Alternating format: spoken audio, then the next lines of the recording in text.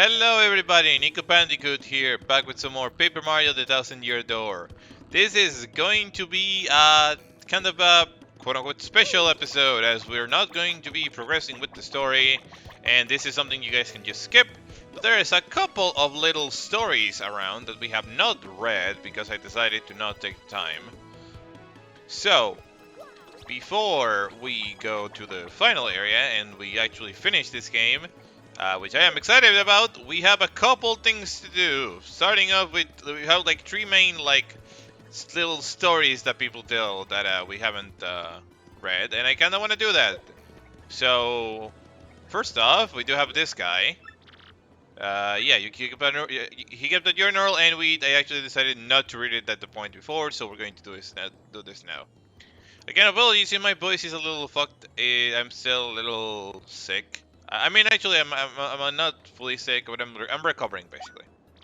Anyways, part one, the night before. I finally off tomorrow. I filled my pack with cheese and I'm ready to go. My to-do list is off. I owe so much to all of my investors, not just money. The old get rich quick dream. The old get rich quick dream, but this is different. I have a reason. See, I owe it all to my hometown. It's so cold there. People are constantly shivering. And I find oil, and if I find oil and send it there, the people can use the heat for their homes. Oh, that's sweet.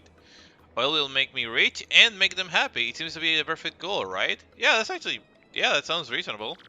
I ha I have always had these dreams, ever since I was very small. Of course, getting rich is a big part of it too, but who doesn't want money? You make a good point. Money, cover me with it, please. Okay, well, enough of that for tonight. Yeah, those are rather embarrassing. Read another one? Yeah. The night before. The boss, our friend. Why did he have to turn out like this? I got to Toad Town by boat, then took the train to the foot of Mount Rugged. I love how this is referencing the first game. I like that quite a bit. Unfortunately, you can only get there from Mount Rugged to Dry Desert on foot. And tragedy waited for me as I slugged faithfully up that winding trail. It was a huge, awful vulture. I read about it in my travel brochures. This Bowser accosted all travelers on Mount Rugged. So that thing had nothing to do with Bowser. I hightailed it out, but Bowser had me in its sights. I felt a Paisley Jones as its claw dug deeper on my backpack. After dropping me onto a cliff, Bowser seemed to forget about me and disappear. Wow, brutal. I let out a sigh of relief, but then I touched my bag. I noticed my pack was gone. Apologies. My pack. It was all my food and my money to start the operation. No. So all the money I would have given him. Man. That mangy paws are made off with everything of importance to me. All I have left is this journal, a shovel to dig for oil, and my life. But perhaps living is a miracle enough, or so I like to believe. But now I can't turn back. I climb to the mountain up to the desert. The dry desert sprawls out before me, beckoning dreamers and fools. I am both, and I set out with a heart full of dread. Ooh, that's actually more engaging than I thought. A helping hand. I am now in the place called Dry Outpost. Someone pulled me lifeless and parched from the merciless desert floor. He was a Koopa with a fine mustache named Colorado. Oh God, an angel in a pit helmet. He was a world-traveling adventurous archaeologist and kind of a pain in the ass. I told him about Buzzard and my quest for oil and my dreams of riches and the warmth of my people. After I spoke at length, he gave me food and water. I asked him why he should be so kind, and he looked into the distance and said, "Turning one's back on an ambitious dreamers invites others to do the same to you, old boy. I just want to believe in every dream this sad old world can muster.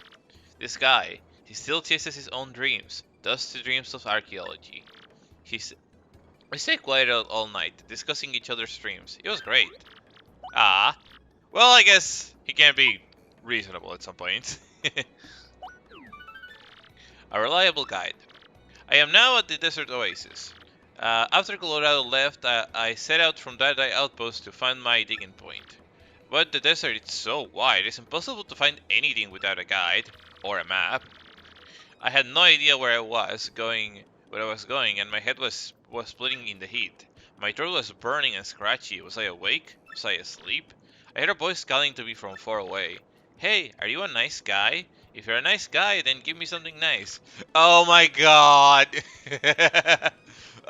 Mustafa, right? That's the name of the mouse, right? I didn't have the food or water I received from Colorado. I had nothing. Why do you lie here if you are a nice guy? Give me a nice thing and I will help.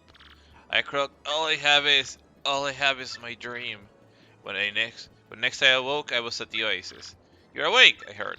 There was a squeak there, in a great wait, there was a squeak there in a great headscarf.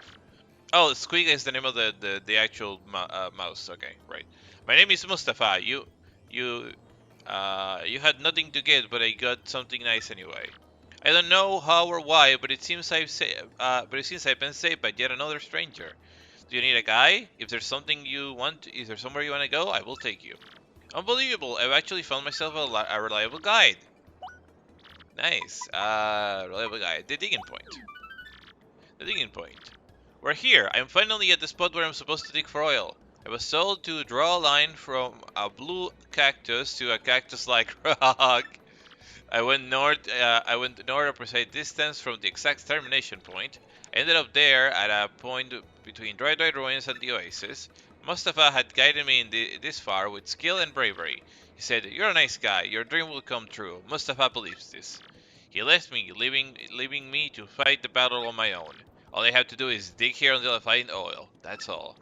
I stock up on lemons and limes at the oasis, so I should last a few days. I must find the oil. Okay. No, no, no, no, no, no, no, no, damn it. Nope, not that one. Not that one. Whoops. Wait, another. The long dig. Long dig.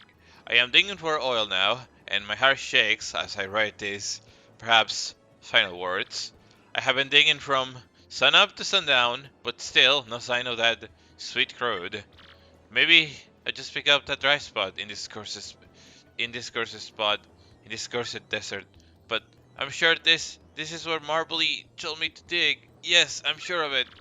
There's no more food or water, and even my hopes had dwindled to nothing.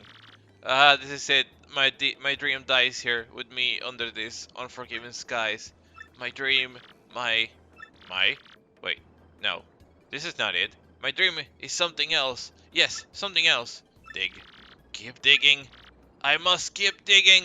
Arms, move. Body, work. Find oil. The wrap up. I am now on a boat back to dear Rogueport. I did it. I finally struck oil in that dry desert. I have left the day-to-day operation to my men in the field and now to return home. It all came true, striking it rich, finding oil, my dream. But somewhere along the way, this became more than just about my dream. So many people helped me to make this dream happen. So many. You had nothing to give, but I gave you something nice anyway, dear Mustafa. I just want to believe in every dream is this sad world can muster. Ah, Colorado. People who lent me money and gave me food and showed me the way. I didn't give him money, sadly. I thought it was a scam. Like, this is the only the only nice guy in this entire town, and I doubted him. I feel bad. Because I actually know that if you do give him money, he actually returns it to you with interest. So many hands reaching out to help me. I must do something for all of them. That feeling has pushed me even harder. I must share this feeling with the people who helped me as I struggled. I must share these words that have seared themselves into my heart. Dreams come true, Lumpy. Ah. Well, that was actually a very nice read. But honestly, I thought that was going to be the least interesting of them all. But hey, I'm glad that I was wrong. That was actually kind of endearing. Next up we have I was like, yeah, I thought that was the least interesting. So I sort of said this at the beginning, but yeah, we're going in order of the ones that interest me. First off was that one, and now we have the guy up here that tells us stories. And after that, we have the Luigi books. I do have the last entry that I cannot buy, purchase. I have it written down on a page, so I can read it out loud. Because I want to read it now, not after the game is over, right? So I did purchase the other books. I have them. So I will read them off the actual. Yeah, there we go. I will read them off the actual game, but what's the last one I can buy until I feel I beat in the final boss, and I don't want to do that. So yeah, that's it. Good day to you, sir. Is there a tale you want to hear? Okay, let's go in. Let's go in order. This sound interesting. The fearsome demon. Yeah. Ages ago, a city flourished here in peace and splendor, but it was destroyed in a single day by a demon from the dark beyond. Historians claim a great calamity befell the city, but nay, it was a demon. The city sank before the ground, and one quarter of the old city became the demon's den. The demon put fear onto the hearts of all men, and sent out minions to take the land. And its den, its palace grew rich with the treasures stolen from all over the world. Is there another tale? Oh, okay. The crystal stars. Yeah. In order to increase its already formidable power, the demon created crystal stars to hold the essence of the heavens. One of these stars was placed in each country to exert the demon's influence. One of the castles built to contain these stars still stands in Pearl Meadows. Oh, that's Hooktail's castle. Sorry about the cough. Okay. Dragons and Dungeons. The Dragons and Dungeons instead of Dungeons and Dragons. On a side note, I've actually been playing D&D for the first time in my life recently. It's been a lot of fun. I've been playing Dragonborn Sorcerer. The demon built a dungeon near its palace and filled it with terrifying monsters. All those who fell in disfavor were thrown into the dungeon to rot. Yeah, and the demon also had three dragon pets. Hooktail, Gloomtail, and Bonetail. Well, two of those are dead. I don't know about any Gloomtail. This dragon flew across the land, spreading fear and sorrow over all. Even now, the mere mention of a dragon is enough to give some the terrors. No. Okay, thank God he didn't ask me for money again. That's nice. The hero who arose. Yeah. One day there came a hero who could vanquish the fell demon. A young toad from Petal Meadows was strong of arm but shy of voice. All those around the boy teased him endlessly about the way he spoke. But when the demon cast his fearful gaze across the land and reached out, the young toad used his strength and honor to defend his people, and he became a hero to all, despite of his odd voice. The Wise Goomba. There was a wise Goomba from Boggly Woods, gifted in knowledge of the world. When the beast rose to take the woods, this knowledge helped the people fight them. And this Goomba, who knew the way that every monster would attack. Oh, this is describing my party members. I just realized, yeah, this is Goombella. This is Goombella, the who knew that the way that every monster would attack. Yeah, and the other one is Scoops, the shy Koopa with the strong heart. That's neat. She began to think of a way to banish all monsters from the land. The stalwart Koopa. Let's see. A Koopa who traveled the world alone learned of the darkness covering the land. He went alone wherever evil dwelt and banished it with a shell and sheer bravado. The monsters grew to fear the scar-riddled Koopa who thwarted them at every turn. But the brave Koopa was finally taken in a trap set for him by the monsters. But then Abu, who fought with the monsters, came in and used her magic to free him. The brave Koopa's spirit was melted down by had melted the heart of the cold blue lass. Interesting. The four heroes.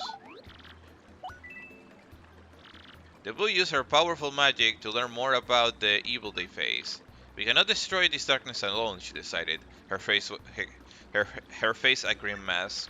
We need to tell the hero of Petal Meadows and the wise Goomba of Boggly Woods. The Boo's magic drew the four heroes together and send the demon from the world. And so the four heroes finally set out for the place of shadow. Which thanks to, I kinda know this because of the the title log that the place that I'm going is called the Palace of Shadow. So they deal with the demon. The power of the world-devouring demon was greater than any could imagine. But the wise Goomba soon realized that it was the power of the crystal stars.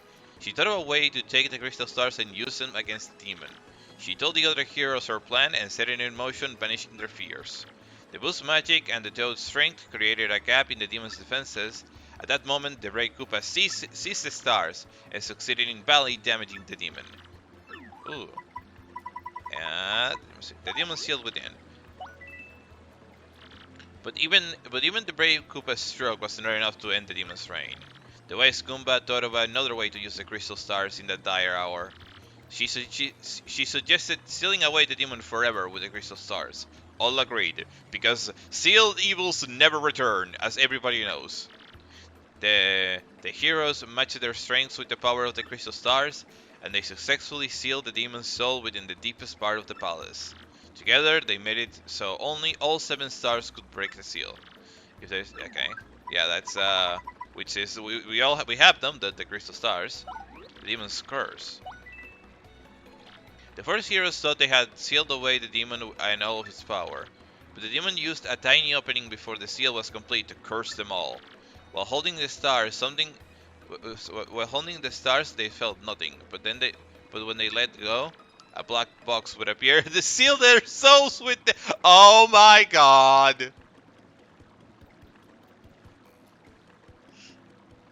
Oh my god, that's. So the box that had been cursing, there's actual lore to the box that had been cursing me, quote unquote. That's great. The 4 heroes traveled the world, scattering the stars so the seal would remain. But the last 4 stars each carried the curse, which claimed each hero. That sounds like that. The Great Tree and the Peonies. But yeah, okay. The hiding place of many of the crystal stars have been faded into legend. Not that no, they're all in my pocket. I have them right here. What? How the hell do you have that? But some say the wise Goomba hid one in the Great Tree. At that time, many monsters bangled in the nearby Bugley Woods. Not like now, where there are still monsters lingering around the Bugley Woods. The tiny peonies were always tormented by the fierce how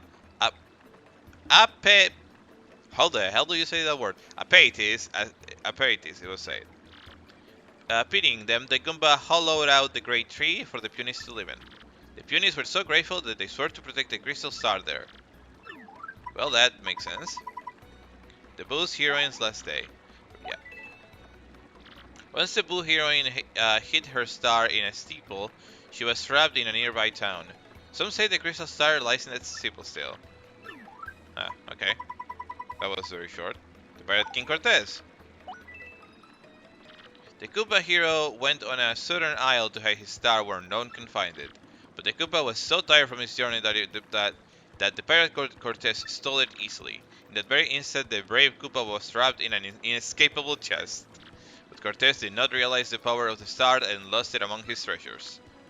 Yep, that's the one I have. The Toad's hero's final day. The strong Toad held his star and continued his arduous journey. But eventually, the miles took their toll upon him and he collapsed.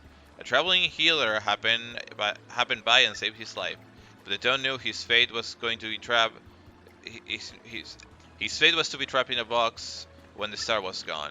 So he asked the healer to hide the star in a secret place known to no one. Which one would that one be? I'm actually not sure which one that would be. All becomes legend. After the demon was sealed within the Palace of Shadow, many refused to come near that place of terror. But as the year passed, and the entire generations forgot, and the penniless in the immoral began to congregate in this one barren place. This place soon became a populous harbor, the town of Rogueport. And some even began to say that the underground city had a legendary treasure, but they were unaware that the demons slept beneath them still. Yep, magical map. And that's the last one. I hope this guy doesn't have something else that is like after I beat the game. The heroes knew that the seal might not last forever, and they sought to make the crystal stars available to one who might need them. So, before going to their individual dooms, they made a map to all the stars. And to prevent an evil force from misusing this map, they placed it in a box that could only be opened by the pure of heart. Yep. And that's how we got to the point that we are today. Alright, yeah, that was. I didn't expect this game to have an actual lore, but hey, there we go. That was pretty interesting as well. And now, for the Luigi story, which is the last one that we have to read. So let's see. This it's funny. I like this might be the one that I was most interested in. I bet this is going to be just silly and goofy. Let's go. All right. Okay. Have you ever had have you ever experienced a time when no matter how hard you tried, you would fail, and the time you spent would felt wasted? If ever you feel such pangs of regret, try to remember this tale, the story of a young man's quest to save a sweet princess. Super Luigi Volume 1, the quest begins. The day dawned like any other, but little did Luigi know that the letter he was about to receive would forever change his destiny. Sir Luigi, danger besets us on all sides, and we beg for your help. The foul chestnut king has stolen our treasure, our fair princess. The letter was from the Minister Crepe of the Waffle Kingdom, a man aware of Luigi's many adventures. He knew only Luigi could save them, not Mario, clearly. Charged with a dire task, Luigi wasted no time curtailing the heroic meal he was making. He then packed for his deadly journey. I cannot speak. Knowing that his older, though less talented brother was no doubt inconsequential errand, Luigi took a moment to leave a note. Mix a keel mango with a peachy pit to whip out a fruit portrait. These cryptic words are all Luigi wrote before leaving. God damn it. Upon reaching the Waffle Kingdom, Luigi was greeted by pure misery from endless flow of tears over the kidnapping of Princess Eclair. Arriving at the castle, Luigi was greeted by Minister Crepe, who carefully handed him a compass base with only one intact section. Our land has a second treasure, the marvelous compass. Find its seventh part and find Princess Eclair. So it began. Okay. Whoops. Okay. Allies in adventure. It's a little warm, Luigi muttered, the sweat dripping from his brow as he followed the compass up to Rumpelpump's volcano side. Must find the secret grotto. While Luigi had guts to spare, he did need a guide, and he found one in Bluey, a blooper he met in town. Brave Bluey joined Luigi and instantly proved to be invaluable. With his aid, Luigi bested a savage statue that protected the treasure. That treasure was none other than a piece of the marvelous compass, a piece that pointed west to Blumberry Village. The second Luigi saw Blumberry Village, he knew something was amiss. All was woe, and Luigi soon learned the reason why from the mayor. The town was at the mercy of a sinister serpent, who demanded sacrificial lasses. Burning with indignation, Luigi formed a team of liberators. A fierce Bob-omb warrior named Jerry joined his crew and chose, not surprisingly, to stick with Luigi for the duration of his quest to find for the duration of the quest for Eclair. Fortified by his allies, Luigi strode into the lair of the beast, a foul two-headed snake. No time to think, Luigi sprang forth. Twin heads snapped at his heels, fangs dripping venom, and then one mouth gaped wide to swallow Luigi. The other crept behind. Our hero sensed the treachery and feigned before leaping. The heads collided, and the beast ate itself. Wow, really? Wow, props, Luigi. I don't know which one is real, this or what he told me. I don't know why he wouldn't tell me this. I think he might have mentioned something similar, but I'm not sure. The price? A compass piece. The builders begged their savior to stay with them, but the green-faced Luigi bravely pressed onward. The voice of a princess. Dauntless Luigi's next test came in the form of a kart race on Circuit Break Island, where he won both the contest and a compass inside. The race was fought with danger, but Luigi pushed through. He's Yeah, this is made up because he fucked up the race. I remember that. But Luigi pressed on with adversity to win. All viewers went awe by Luigi's revolutionary racing style. The mechanic who built Luigi's racing machine, a bossy beetle named Torque, was so stunned by Luigi's race technique that he joined them. Reinvigorated, Luigi set sail for Jasper's Town, where he made his stage debut. Hazy, a noted Daisy producer, gave Luigi a key role, playing the part of an Earth spirit to pure perfection. Luigi stole the show. Hazy's faith in Luigi's natural acting talents was rewarded. The performance won a prize, which yielded yet another compass piece. Hazy turned from teacher to pupil, joining Luigi on his quest. It was at this time that Luigi's heart, usually wrapped with the cool comfort of a hero's resolve, began to warm with the thoughts of Princess Eclair. This came to be because every time the magic compass pointed to a new place, her gentle words rang in his ears, touching him to his very soul. The voice spoke of eternity, of stars in the heavens. It wept for those blind to love. It gave comfort for the face, in the face of fear and loneliness. Though he had never seen her, our hero was tormented by vision of his fair-headed of this fair-headed maiden. All he could do was press onward. The compass pointed towards Rapture's ruin. Only two parts of the compass awaited, and Eclair had one. Okay, there's one more.